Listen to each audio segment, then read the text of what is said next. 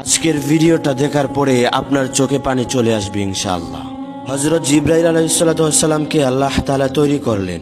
জিবরাইল আলাইহিস সালাম আল্লাহ তাআলাকে জিজ্ঞাসা করলেন, আল্লাহ আপনি কিসে খুশি হন? আপনি সব থেকে বেশি খুশি কোন জিনিসের জন্য হন? আল্লাহ তাআলা জানিয়ে দিলেন, আমি সবচেয়ে বেশি খুশি হই আমার বান্দা যখন আমার কাছে সেজদা করে। অতঃপর জিবরাইল আলাইহিস সালাম আল্লাহ তাআলাকে সেজদা করলেন 30 বছর ধরে।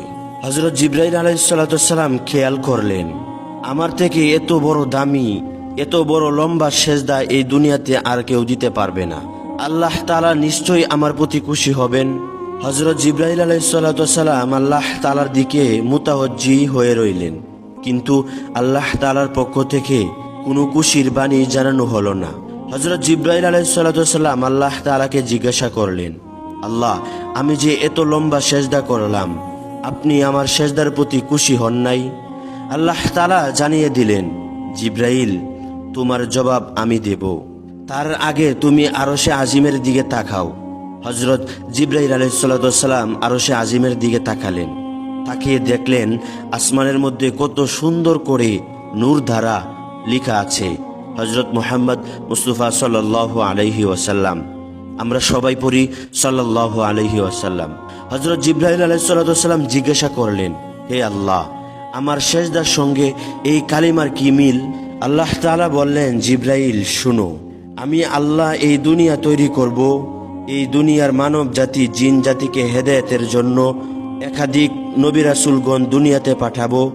সর্বশ্রেষ্ঠ ও সর্বকালের শ্রেষ্ঠ নবী হযরত মুহাম্মদ মুস্তাফা সাল্লাল্লাহু আলাইহি ওয়াসাল্লামকে পাঠাবো। এই নবীর উম্মতের উপর আমি 5 ওয়াক্ত নামাজ ফরজ করব, আর প্রতি 5 ওয়াক্ত নামাজের মধ্যে 17 রাকাত আমার জন্য ফরজ করব। প্রত্যেক রাকাতের মধ্যে 2টি করে সেজদা দেওয়া হবে, আর প্রত্যেকটি সেজদার মধ্যেই ওই নবীর উম্মত 3 বার করে বলবে সুবহান রাব্বিয়াল আ'লা। হে জিবরাইল তুমি জেনে রাখো, আমার ওই মাহবুব নবীর উম্মত যখন সেজদা গিয়ে সুবহান রাব্বিয়াল আ'লা বলবে আর আমাকে ডাক দিবে, জিবরাইল তুমি 30 বছর সেজদা করে যে নেকি অর্জন করেছো, আমি আল্লাহ বান্দার আমলনামায় এর থেকে 40,000 গুণ বেশি নেকি দিয়ে দিব। সুবহানাল্লাহ। এজন্যই হযরত মুসা আলাইহিস সালাম কাঁদছিলেন, হে আল্লাহ আমাকে ওই নবীর উম্মত বানাও যে নবীর উম্মত এক সেজদাতেই এত নেকি অর্জন করেছে। আল্লাহু আকবার। নবীরা পর্যন্ত কান্না করতেন শেষ নবীর উম্মত হওয়ার জন্য, আর আমরা কোনো আবেদন ছাড়াই সেই নবীর উম্মত হতে পেরেছি। সবাই বলেন আলহামদুলিল্লাহ।